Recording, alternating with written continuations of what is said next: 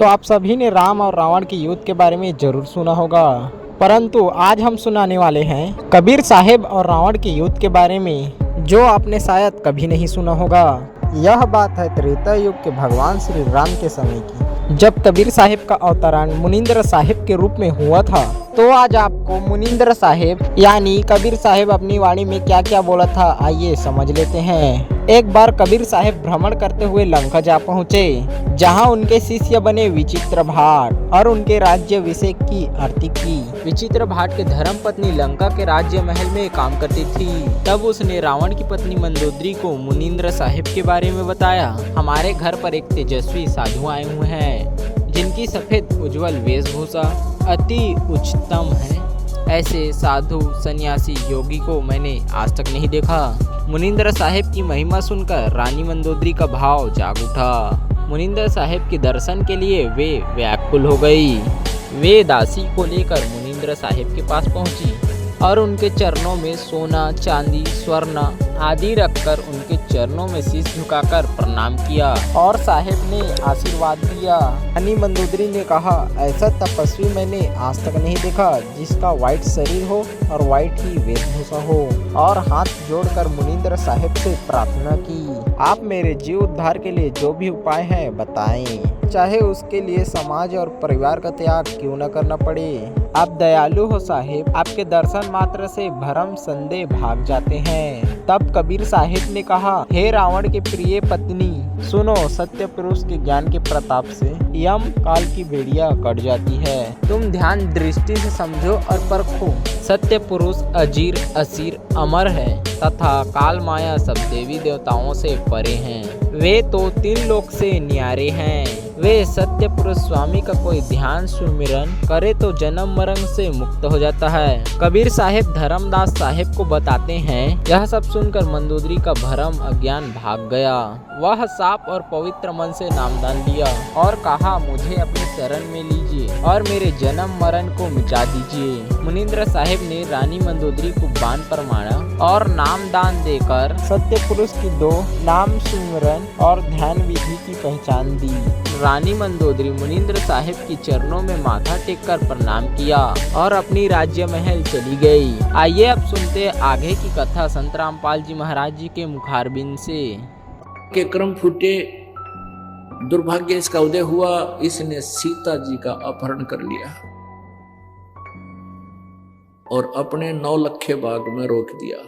अब जब परमात्मा आए, कबीर जी, वैसे तो मंदोदरी पहले भी दुखी हो गई थी, वह दूसरी औरत को ले आया, ये उससे भी वो बहुत दुखी थी, एक शुभ थी, लेकिन रावण सुना नहीं था कभी भी। तो मंदोदरी ने अपने गुरुजी से कहा, गुरुदेव, मेरे पति एक किसी औरत को उठा लाए हैं और मेरी समस्या घड़ी बढ़ गई, मुझे बहुत दुख हो रहा है, मेरी आत्मा रोती रहती है, इसका समाधान करो मेरे प्रभु।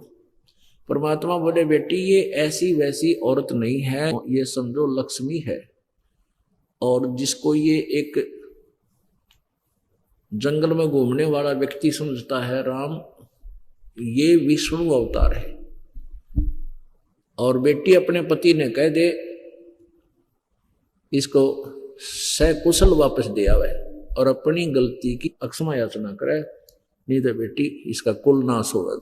अब मंदोदरी ने रावण को बहुत समझाया कि आप इसको वापस दे दो, और ऐसे ऐसे मेरे गुरुजी बता रहे हैं कि ये भगवान विष्णु का अवतार है, और जिसको तो सीता समझते हो ये लक्ष्मी अवतार है। रावण कहने लगा, तू किसने बकायदी मूर्ख है, वो क्या करेंगे, मेरे दो जंगल में घूमनी है, शिकारी शिकार करते फिर 2 भाई, मेरे पास इतनी सेना है, मेरे इतने पुत्र हैं, मेरे इतने ऐसे ऐसे रिश्तेदार हैं, इतनी सेना है मेरे पास, वो क्या बिगाड़ेंगे, मैं नहीं दूंगा बिल्कुल भी। कहने का भाव है कि जब मंदोदरी ने सारा कुछ कह लिया, रावण नहीं माना। अपने गुरुदेव से प्रार्थना की, गुरुदेव एक बार आप कृपा कर दो, मेरे पति को समझा दो। परमात्मा बोले, बेटी, ये राज का नशा ऐसा बुरा होता है, प्राणी अपना नाश करा सकता है, पर ये मान्या ना करता।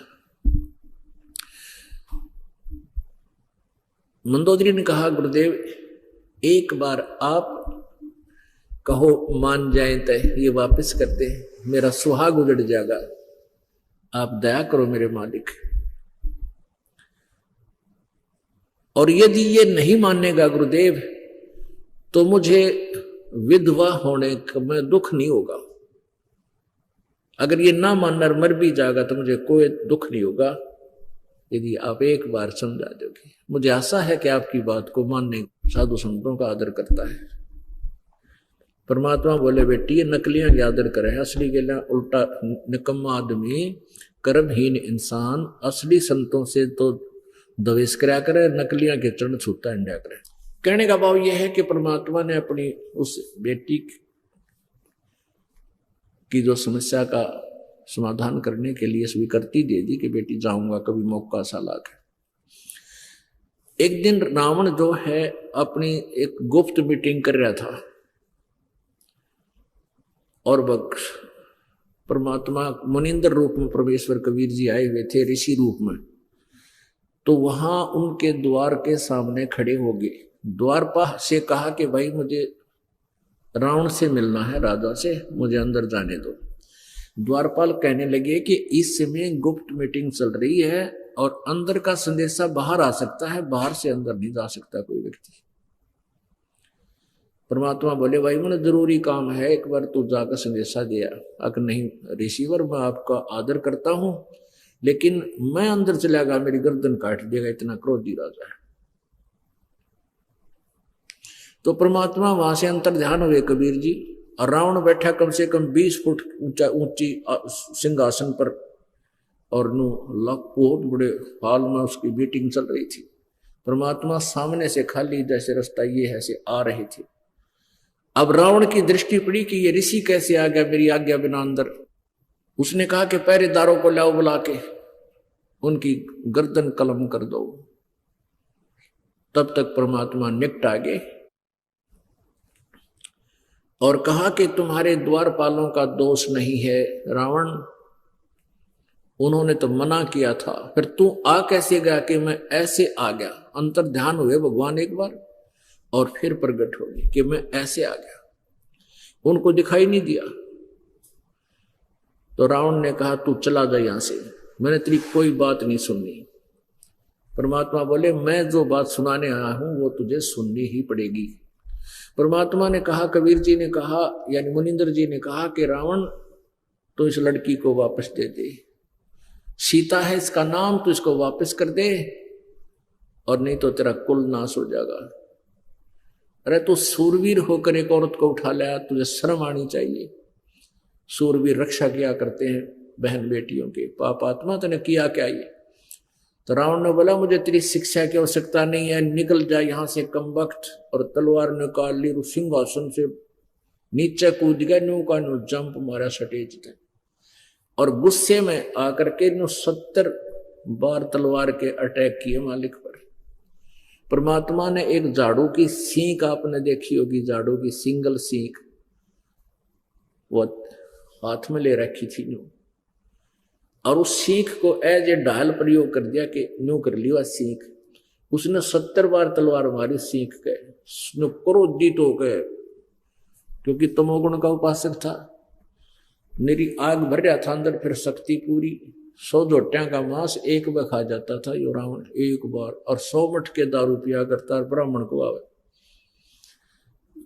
तो परमात्मा कहते हैं ये ऐसे कुबद्दी थे, इतनी शक्तिशाली भी था। तो सीख का निशान भी नहीं हुआ और पसीने आ गए सूरवीर गए, और दुष्ट आत्मा के फिर भी न जची रही के खड़ा तेरे सामने नालायक, पैर पकड़ लेता, चरण छू लेता, पकड़ के माफी मांग लेता अपने दुष्कर्म की। नहीं, कहते हैं मान बढ़ाई ईर्षा ये कभी नहीं छूट सकती जीव के ऊपर, और या छूटे बिना बात बोले नहीं। राज का नशा अहंकार से परिपूर्ण कर देता है। तो रावण कहने लगा तू जा चाहे मत जा, पर मैं तेरी बात नहीं सुनूंगा। अब उसको पता लग गया कि मारा तो जा नहीं सकता, तेरी तलवारें में निशान पड़ गए। बैठ गया अपने सिंहासन पर जाके। परमात्मा बोले बात सुन ले, कान खोल कर रावण, तेरे जैसे करा कितने जाली ये धरती तोल गए, परमात्मा की सतभक्ति कर ले, जतन अपना पीछा छुटवाना है, इस वापस दिया इस सीता को, तेरा कुछ बच जाएगा। रावण ने चुप हो गया, बोला नहीं कुछ भी। परमात्मा आगे, और उधर विभीषण भी उसी सभा में भी उपस्थित था। तो परमात्मा ने, कबीर जी ने, मुनिंदर जी ने जाके कहा कि बेटी मैंने जो कहना था कह दिया, पर वो नहीं मान सकता, एक नहीं सुनी, मेरे से विवाद कर लिया।